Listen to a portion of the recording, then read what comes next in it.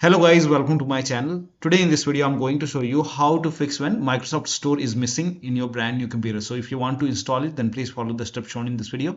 So run this command in PowerShell. So type in PowerShell in Windows search box and then make a right click on Windows PowerShell and then click on Run as Administrator. Make sure that you open Windows PowerShell as an administrator.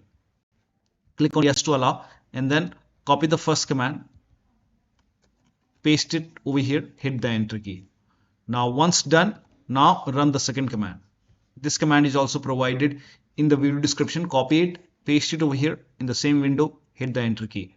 Now once done, you can type in store and then you should be able to see Microsoft Store, but still you don't see it. In that case, launch Xbox app to install Microsoft Store. So Xbox app is generally pre-installed on your computer, so you can open Xbox app and then you can install Microsoft Store from Xbox app.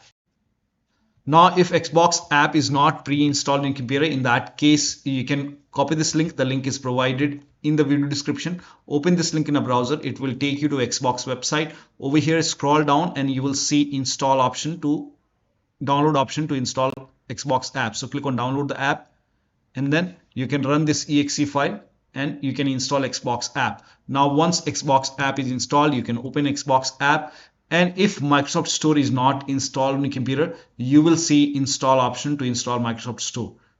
So here you can see on the top, Microsoft Store needs to be installed. So click on install now and just let the process complete. So once installing Microsoft pop-up is gone from here, once it is gone, now you can try to open Store and you should be able to see Microsoft Store. So this is how you can download and install Microsoft Store on a brand new computer. So that'll be all. Thank you so much for your time, and please like this video and subscribe to my channel.